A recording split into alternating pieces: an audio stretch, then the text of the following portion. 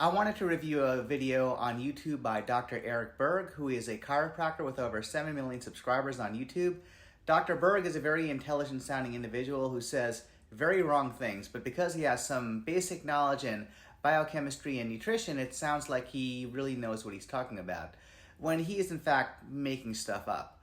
A lot of what he starts off with may have scientific backing, but then he'll draw erroneous conclusions from it.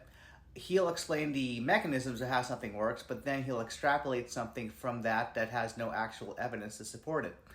I'm not picking on him specifically, but he is a good example of someone who sounds reputable, but is mainly just trying to sell you stuff. If you had to pick the worst ingredient on the planet, what would you pick? I'm talking about an ingredient that's in a lot of foods, not some banned dangerous chemical, but some ingredient that is very pervasive in our foods. What would you pick? Go ahead and type it down in the comment section. So immediately we have some hyperbole. The number one worst ingredient. For what? The worst tasting ingredient?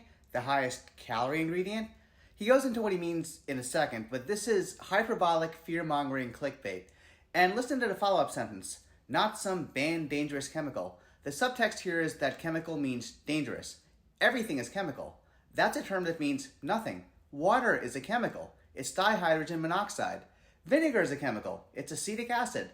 Chemical is a scare tactic term that is vague and sounds scary. The ingredient that I'm going to talk about is much, much higher on the glycemic index than glucose. Now, what is the glycemic index? It is a scale that measures how fast a carbohydrate is absorbed and spikes your blood sugar. So at 100, you have glucose. Okay? So that's pretty high, right? Now, so here he's talking about glycemic index. The glycemic index was devised to help diabetics adjust their doses of insulin based on what they were eating. If you are not diabetic, this is nothing you need to concern yourself with. It has also not been shown to have any effects on fat storage if you equate calories. Even the claims made about spikes in blood sugar followed by crashes being associated with fluctuations in energy levels haven't been substantiated in actual studies. This polysaccharide is a lot worse than glucose, even though it's a polysaccharide. So it is true that the thing he is about to mention after a bunch of unnecessary suspense is Maltodextrin, which does have a higher glycemic index than glucose. But does that matter? No. It is the ingredient that is the highest on the glycemic index. I don't know of any other ingredient that's higher than this thing I'm going to tell you. And that ingredient is maltodextrin. Okay, now maltodextrin doesn't sound like that, like malto. Well, that sounds pretty natural. And dextrin, it doesn't end with ose, like all the sugars end with, like glucose, fructose.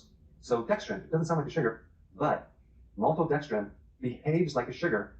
And listen to how he says, that sounds pretty natural. Again, you have to read the subtext. He's conflating natural with good. There are tons of plants and fungi that can be found in the wild that are natural, and that would kill you if you were to eat them. There are also species of plants and mushrooms that have been cultivated for human consumption that aren't natural, but are safe. Natural doesn't mean good. It's another word that is vague and doesn't mean anything. So somehow manufacturing companies came up with this loophole because they know a lot of people are against this added sugar.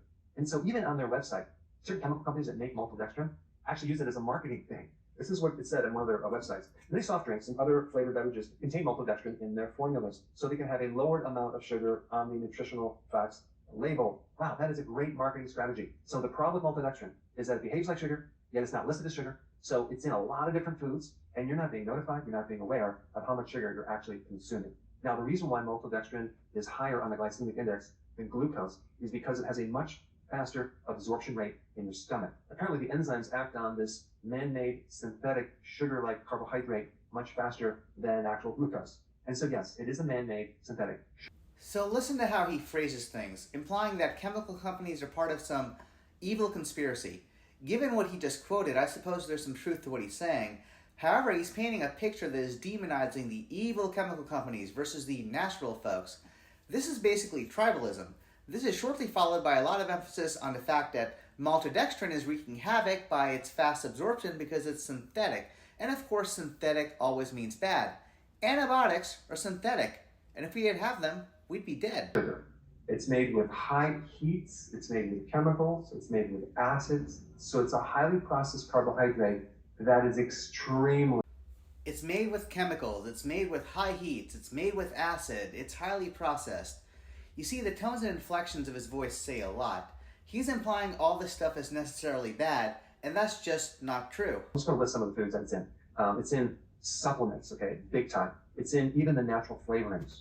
I had to really work hard to find a company that flavored some of our nutritional products that did not contain maltodextrin. And unfortunately, those flavorings were a lot more expensive than the ones that had the maltodextrin. When you buy herbal formulas that are extracts, like they'll say, I don't know, ginkgo biloba or turmeric, and it says like 10-to-1 or 5-to-1 extract, usually they're using maltodextrin as a drying agent to turn it into a powder. Even stevia, when they turn into a powder, many times is made with maltodextrin.